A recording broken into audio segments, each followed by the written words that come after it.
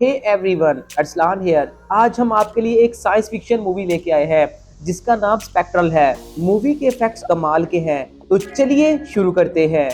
Movie के start में हम एक मिलिट्री टीम को देखते हैं जो कि मालडोवा के एक इलाके में पहुंचते हैं, जहां पर उनको पता चलता है कि दूसरी पार्टी के साथ एक जंग लगी होती है।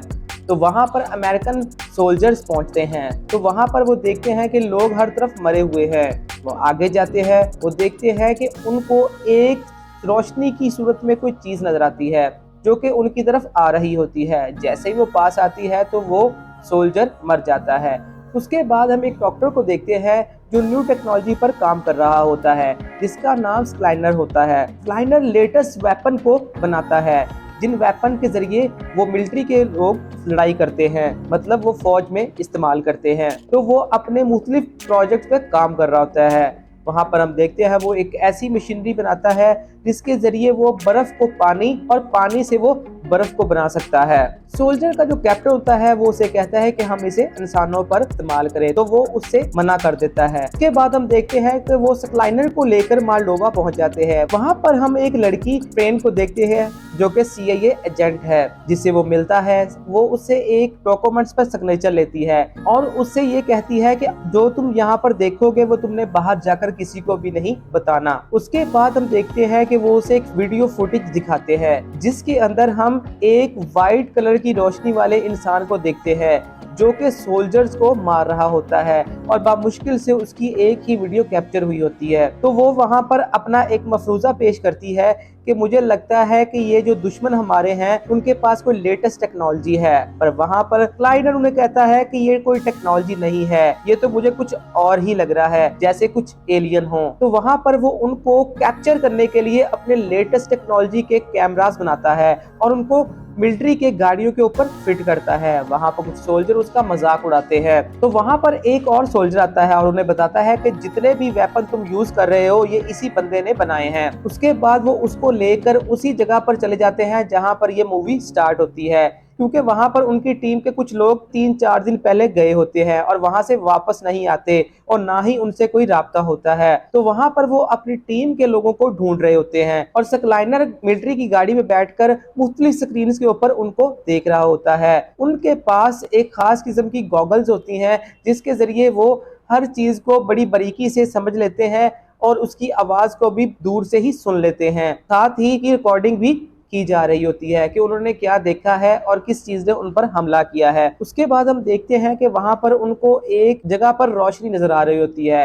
तो स्काइलाइनर उन्हें बोलता है कि इसको हटाकर देखो कि इसके नीचे कौन है। वहां पर उनको अपनी टीम का एक बंदा मिल जाता है जो इन्हें कहता है कि जल्दी से यहाँ से भाग जाओ। वो लेकर भागते हैं। उनको वहां पर पता चलता है कि उनके पीछे वही रोशनी वाले लोग लग जाते हैं जो कि रोशनी की तरह होते हैं और उनकी स्पीड बहुत ज्यादा तेज होती है। जब वो किसी सोल्जर के पास आते हैं तो वो सोल्जर झटके से मर जाता है। वो बड़ी मुश्किल से अपनी गाड़ी में आते हैं और उस सोल्जर को भी बचाकर ले आते हैं जिसको उन्होंने ढूंढा होता है। उसी दौरान वो गाड़ी चला रहे होते हैं तो एक माइन बम के ऊपर उनका टायर आ जाता है जिससे धमाका होता है और उनकी गाड़ी उड़ जाती है। उसी दौरान वो जो सोल्जर उन्होंने रेस्क्यू किया होता है वो मर जाता है। तो वो मिलिट्री गाड़ी से निकलते हैं और अंदर जाकर छुप जाते हैं ताकि वो उन लोगों से बच सके। उनको वहां पर वो रोशनी के मानद लोगों को देखते हैं जो कि उनके चारों तरफ होते हैं, और उसी दौरान स्काइलाइनर अपने कैमरे में उनकी वीडियो को रिकॉर्ड कर लेता है। स्काइलाइनर और वो सोल्जर की टीम जहां पर जाकर छुपते हैं वहां पर उनको 2 बच्चे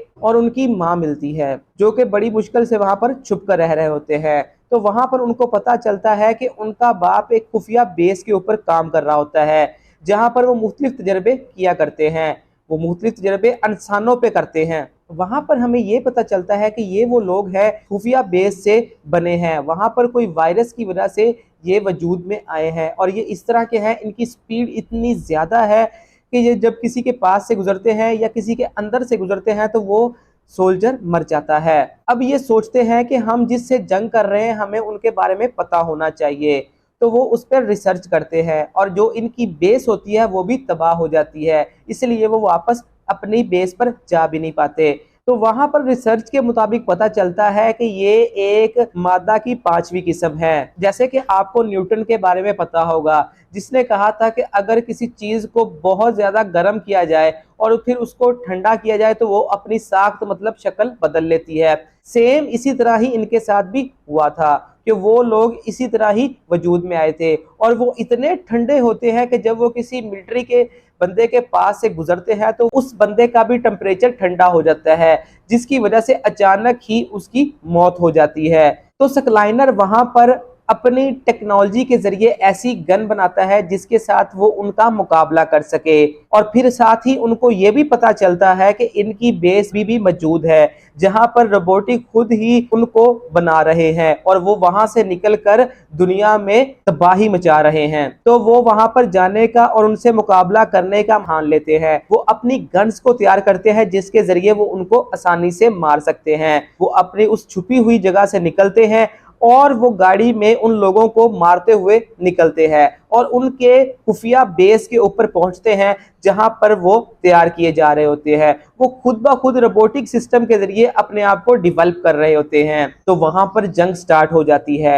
ये गन्स को सेट कर कर उनको मारना शुरू कर देते हैं। वहां पर स्काइलाइनर और फ्रेन अंदर जाते हैं ताकि वो इसके यूनिट को बंद कर सकें। वहां पर वो जाकर देखते हैं कि वहां पर बहुत ज्यादा उस किस्म के लोग बनाए जा रहे होते हैं जो कि एक मशीन के साथ कनेक्ट किए होते हैं। जैसे ही उनका साइकिल पूरा होता है और वो आजाद हो जाते हैं और दुनिया में तबाही मचाना शुरू कर देते हैं। उस मशीन को बंद करने की कोशिश करते हैं और बाहर तो जंग हो रही होती है। फिर हमें पता चलता है कि वो सारे लोग मिलकर एक बहुत बड़ा धमाका करने वाले होते हैं, तो इनके सोल्जर उनका मुकाबला नहीं कर पाते। वहां पर हम स्काइलाइनर और फ्रेन को देखते हैं जो बड़ी मुश्किल से उनके यूनिट को बंद कर देते हैं और साथ ही उनको ये पता चलता है कि ये सोल्जर को यहाँ पर लाते हैं और उस पर एक्सपेरिमेंट करते हैं और उसके ब्रेन को उस प्रोसेस से गुजारते हैं जिसका मैंने आपको 5वीं मादा की कंडीशन के बारे में बताया था। फिर उसके ब्रेन को इंसान के जरिए जोड़ते हैं और उसको ऑर्डरिंग करते हैं